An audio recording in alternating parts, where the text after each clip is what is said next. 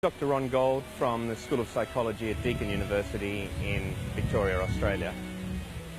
Ron, have we come to ways in actually preventing the disease? Is the whole strategy of preventing the disease, is any progress being made with that? Look, I think we've actually done some very good things with regards to gay men, which is my own area of expertise. I think we've got a number of different intervention strategies which make me very hopeful that we have already seen and are going to see some major behaviour change there.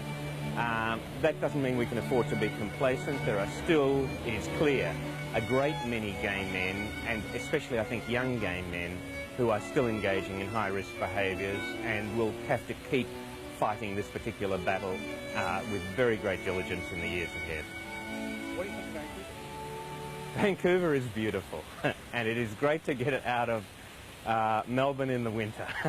Do you feel the conference was well organised as a whole? Or? Yes, I thought the conference was incredibly well organised. Lots of unbelievably friendly young people trying to direct you anywhere you could possibly want to go at any conceivable moment. Spend that harder money. The organisation of 15,000 people in a conference is no small task, and Vancouver has done it really, really well. The dominating topic was the use of new drugs and drug combinations that seem to offer real hope. Non-nucleoside reverse transcriptase inhibitors are very potent anti-HIV agents. Their present shortcoming is the development of viral drug resistance, but this may be shortly overcome. A particularly promising niche for the NNRTIs may be in their short-term use.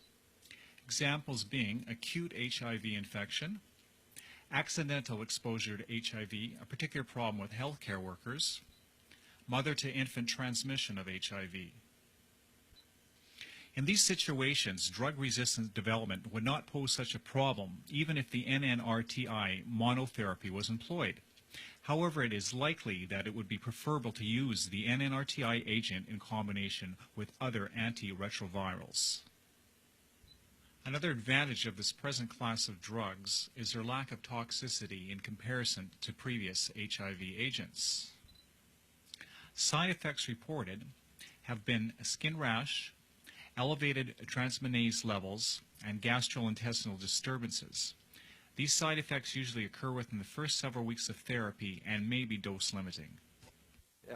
The patients according to the compliance. So on the light blue here you have compliant patients. On the yellow triangles you have patients that did not comply, and we define that as patients who failed to take one of the active medications for 1 month during the year of the study. And what you see quite clearly is that it doesn't really matter when you're taking nevirapine and in combination with ACT, you're not getting much in the way of suppression. Things are substantially improved when you're looking at DDI and ACT. You notice that there are quite a few points, particularly among the, or exclusively among the compliant patients that are now lying on this line, meaning that patients have achieved a substantial degree of suppression. But notice that there are a substantial number of compliant patients that didn't arrive to that number or to that line, while when you look at what happens with ACT, DDI, and nevirapine in triple combination, you find that there are a whole lot more blue points on this line, indicating that you're getting a more consistent response. There are a few patients out here that didn't arrive to the line, and interestingly enough, these patients tend to be in this tail end of. The theme for the AIDS International Conference 11, One World, One Hope. I'm 37. I would like to see 47, 57, and 67. I'd really. Have you had any experience with these protease inhibitors, or do you know anybody who has that experience? My boyfriend is taking a protease inhibitor. It took us about a month to get it for him. He's had some painful neuropathy in his left side, and we're just hoping that there'll be something else to come along sooner that doesn't have such side effects and isn't so expensive. Neuropathy is where there's pain like at the end of the hands, the end of the feet, and that's what he's been experiencing. As a person living with AIDS, do you feel this new class of drugs is going to make a difference in your life? Yes, I'm very optimistic and hopeful that the new drugs will take us one step further. I don't think we have not arrived at the results, at the cure. We are working towards, and the combination therapies that are being recommended, I think will take us one step closer. Now, accessibility is the concern. There is the hope and there is the new outcomes of these drugs. Now, how are we going to get to them? Because it's a two-point scenario. One, that there is the research and there is hope.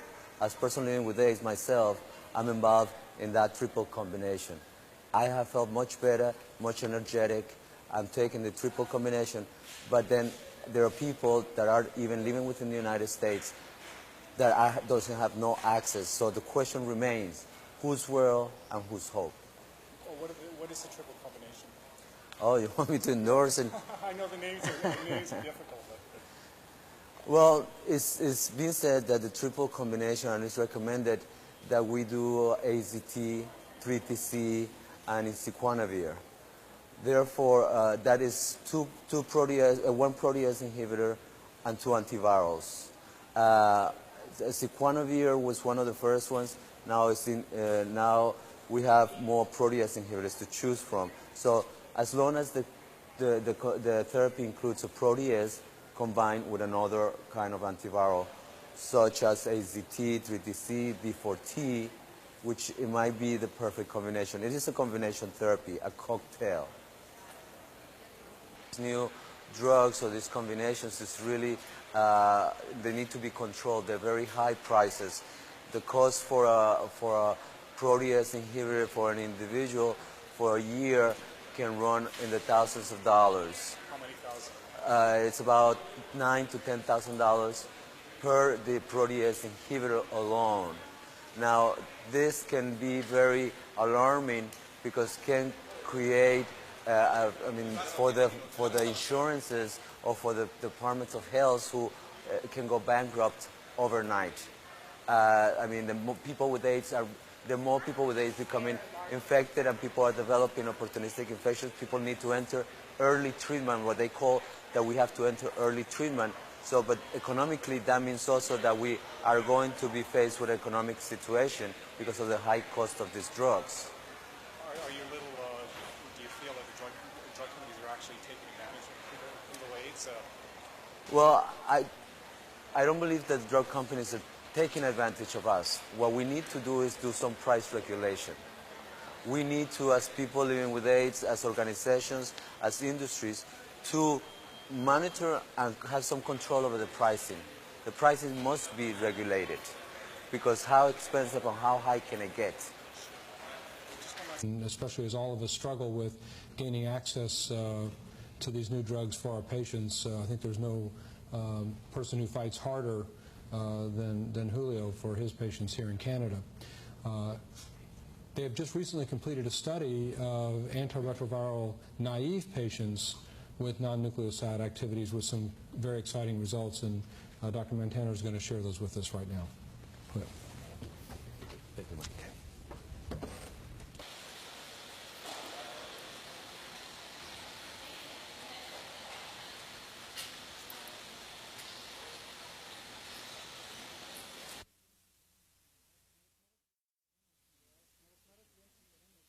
Now, with mother-to-infant transmission, there are a few particular points. One is timing.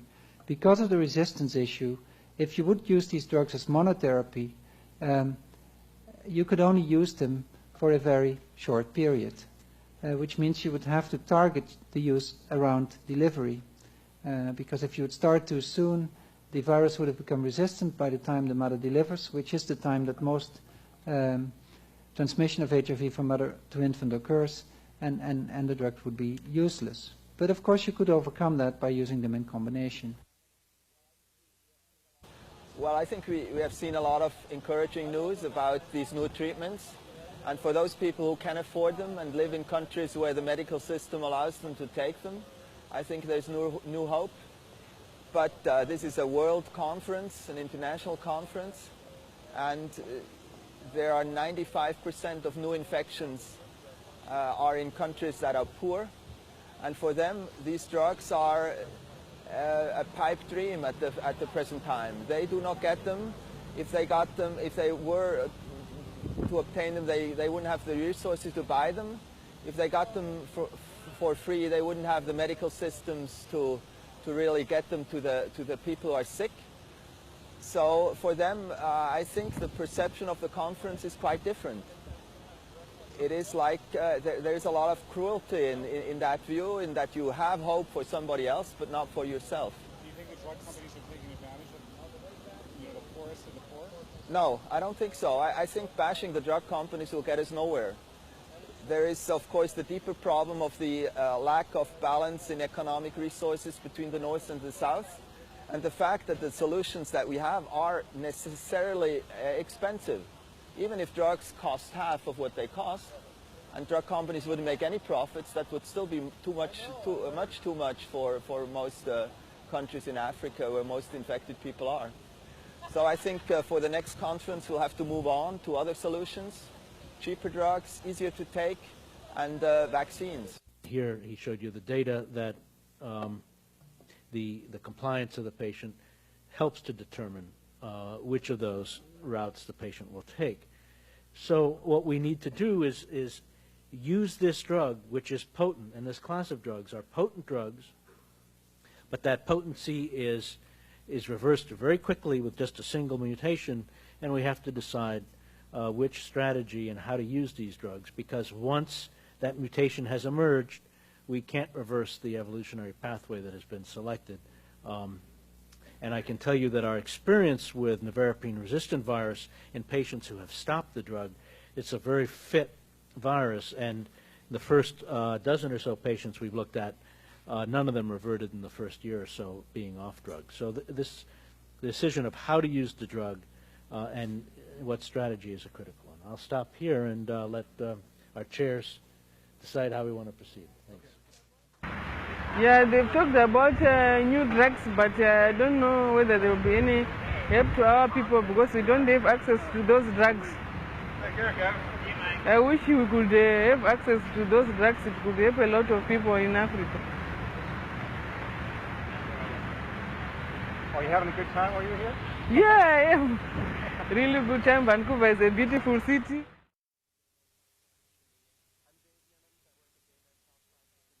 I'm Dave Nimmons. I work at Gay Men's Health Crisis in New York. Okay, Dave, there's a lot of talk about, a lot of hype about these new drugs. Is it founded hope, or well, what do you understand? It's certainly more hopeful than the last one of these international conferences, but the jury is out. We have a lot of new compounds. We don't know really how to take them. We don't know how long they work. We don't know which ones work better. There's a lot still to learn, so I think the idea that we're out of the woods is just nowhere near real. There are all these new compounds. We don't really know how well they work for how long. We don't know when to stop them. We don't know when to start them. There's a lot more we have to learn than what we know already. Do you think the drug companies are taking advantage with the HIV virus, or is that just a media hype? Well, I think the drug companies, it's naive to think that the drug companies aren't here to sell products. They are. That's what they do. That's their role. And so what it means is that the rest of us have to be asking the hard questions and pointing out the areas we don't know and standing up for the needs of people who are infected.